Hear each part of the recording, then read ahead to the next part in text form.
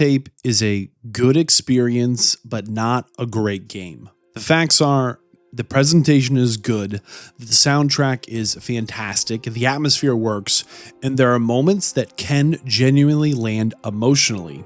Ultimately, it's not terrible, and that's part of the problem here. Because at the same time, while it's a good experience, it's not a very good video game. I'm Vadd, and let's dig into my review of Mixtape here. It's ultimately, at its core, Mixtape is basically a 3-hour playable nostalgic montage that might not resonate with you. You start out playing as a teenager who's about to spend one last night with their friends before leaving town. And throughout the game, you move through these memories, these conversations, these dreamlike sequences, and these tiny interactive moments. You spend your time in these handcrafted environments that someone has clearly lovingly taken the time to build, and the presentation throughout them is genuinely strong. On top of that, the soundtrack absolutely carries the emotional weight. The visuals, transitions, they're creative. The editing is stylish. The game really captures that dreamy emotional haze, especially in your youth when you look back. But here's some of my issue. Mixtape constantly mistakes interaction for interactivity. What I mean is, yes, you're technically pressing buttons, but almost nothing you do actually matters. There are no meaningful fail states. There are no meaningful choices. There's no systems to master. There is no mechanical depth. There's no player agency. Most of the gameplay exists purely so you can say this qualifies as a video game and not maybe a movie or a less interactive experience.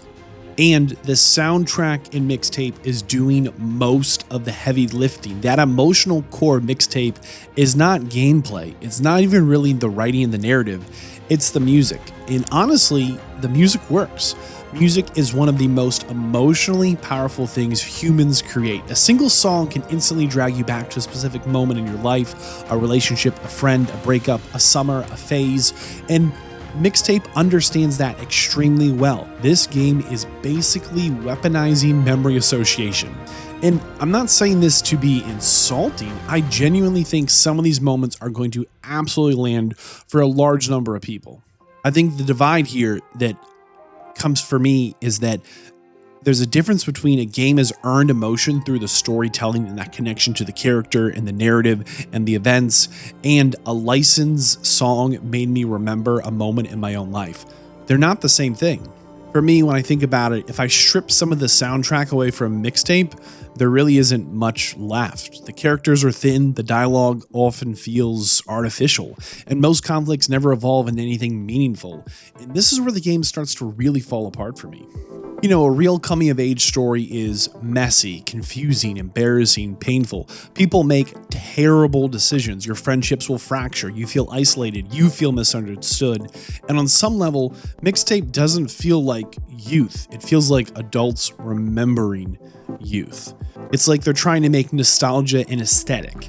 And Mixtape does a great job of giving you all kinds of fun things you might remember. Like, it sounds silly to say this, but parking lots, skateboards, sunset conversations, late night freedom. For some people, that was their youth, and it's very realistic. But for others, it's going to be culturally unrecognizable. As again, I don't think nostalgia should be an aesthetic. Mixtape is a polished fantasy version of youth. And if you didn't experience some of the events that take place in Mixtape, because that wasn't where you grew up or how you grew up, it's trying to sell you on a youth you never had, feelings that you've never experienced. So for me here, if the soundtrack starts to fade into the background and we actually start to dig into the character writing, it's just not quite there. On some level, some of the characters feel like a collection of curated vibes and not a fleshed out, emotionally driven individual. For me, I found that Mixtape wanted the emotional weight of rebellion without the consequences of rebellion. It wanted that angst without the discomfort, the conflict without fallout, the pain without permanence. Everything just feels sanitized, safe, smoothed over. And I think that's why, for me, Mixtape never fully emotionally landed. Mixtape is here borrowing emotional language of the classic coming-of-age stories, but it's not actually embracing the ugliness that made those stories resonate in the first place. It wants the aesthetic of rebellion instead of the reality of rebellion. If I had to sum up Mixtape in a sentence, I'd say it's a stylish little narrative experience with a fantastic soundtrack. But I think I'd be selling that short, because Mixtape is not built around things that most video games are, like gameplay, innovation, exploration, systems, mechanical depth, player agency, mastery, choices that matter. A lot of the things that we look for in games that advance and move the medium of video games forward or in new directions. If you're looking for an experience that is trying to build emotional resonance, has a certain aesthetic, a certain theme, a presentation, a music, an artistic intent that's going to resonate with you, there's not a video game that does this better.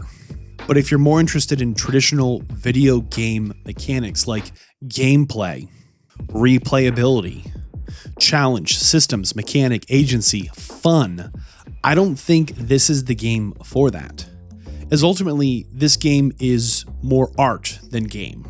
Let's not get confused here. To be clear, video games are one of the greatest art forms ever created, as they are the combination of music, visual art, writing, performance, design, interactivity, and for me, the interactivity is that key ingredient, because that's what separates video games from things like film or TV.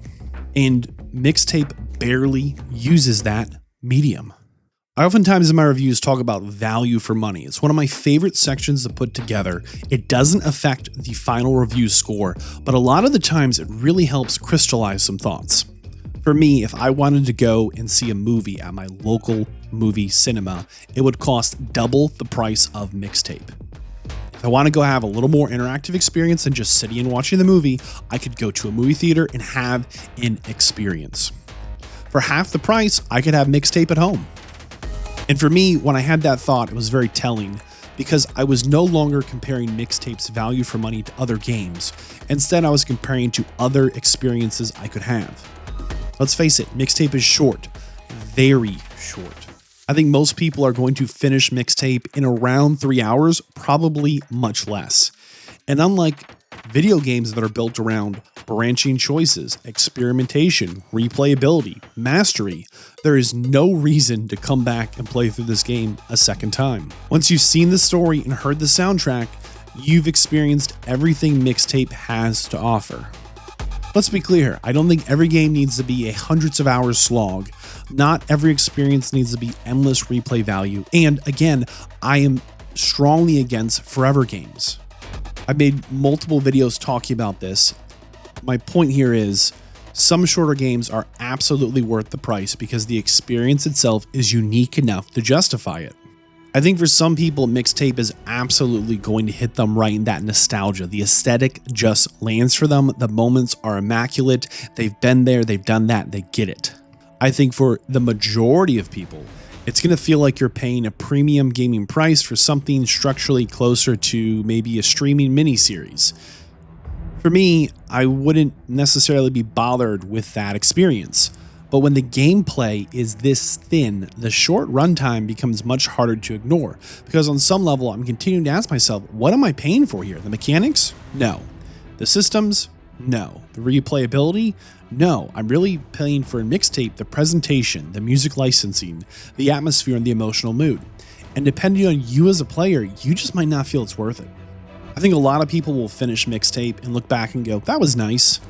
But I also think there's an even larger number of people that are going to finish this game and completely understandably go, that was it?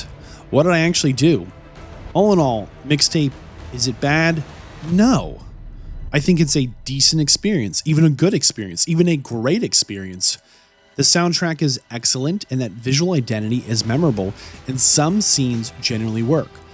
But I can't promise they're going to work for you. This is not a generation-defining game. Mixtape is not a masterpiece that is pushing the video game medium forward with something innovative, new. Mixtape is a polished, nostalgic experience carried heavily by its licensed music and emotional familiarity. And let's be clear here, there's nothing wrong with that. Ultimately, I think video games are one of the few artistic mediums where the audience is supposed to participate, and Mixtape mostly asked me just to watch. Mixtape really feels like a game made for people who miss the feeling of being young more than they actually miss being young and in that time. And I think that's why it resonates so strongly for so many people. For me, the absolute best video games don't just remind me of a time in my life. Instead, the best video games create experiences that could only exist through playing them. And that's what makes them special and what Mixtape is missing. At the time of review, Mixtape is awarded a 2 out of 5. I do not recommend.